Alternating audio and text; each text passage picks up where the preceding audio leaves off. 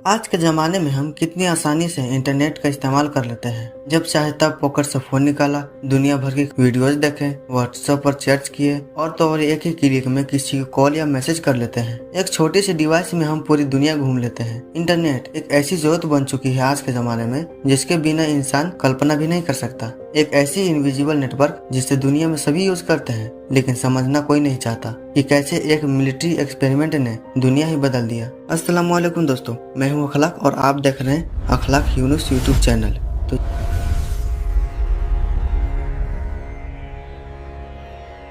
तो चलिए शुरू करते हैं। इंटरनेट की शुरुआत दरअसल 1960 ईस्वी में यूएसए और यूएसएसआर के बीच चल रहे कोल्ड वॉर के दौरान हुई थी। तब यूएस के डिपार्टमेंट ऑफ डिफेंस ने कहा कि अगर कभी यूएसए पर न्यूक्लियर अटैक हो तो एक ऐसी टेक्नोलॉजी बनाई जाए जो वॉर के टाइम भी काम कर सके। इसलिए 1969 ईस्वी में एक एजेंसी बनाई गई, डरपा यानी defence advance research project agency. उन्होंने डेवलप किया ARPANET को, जिसका मकसद था कि नेटवर्क कम्युनिकेशन पर रिसर्च करना और उसे सेफ और सिक्योर बनाना। इसलिए ARPANET को यूएसए के 4 जगहों पर कंप्यूटर से कनेक्ट किया गया। पहला UCLA, दूसरा SRI, तीसरा UCSB, चौथा UOU और फाइनली 29 अक्टूबर 1969 ईस्वी को एक मैसेज टेस्ट किया जाना था। मैसेज वर्ड था लॉगिन, LOGIN। इसे UCLA के कंप्यूटर SDS सिग्मा 7 से SRI के कंप्यूटर XDS सिग्मा 7 के पास भेजा जाना था। इस मैसेज को UCLA के हेड लियोनार्डो किलेंड्रो के अंडर काम करने वाले इंजीनियर चार्ली क्लाइन के द्वारा भेजा गया था और उधर SRI के सिस्टम प्रोग्रामर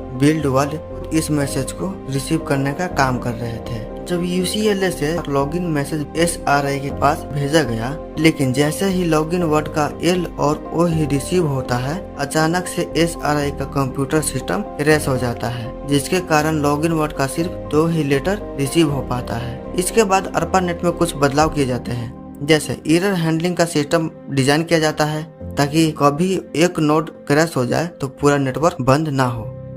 अब तक इंटरनेट का बेसिक स्ट्रक्चर तैयार हो चुका था, लेकिन अब चैलेंज ये था कि कंप्यूटर्स को एक दूसरे से डाटा कैसे बांटेंगे।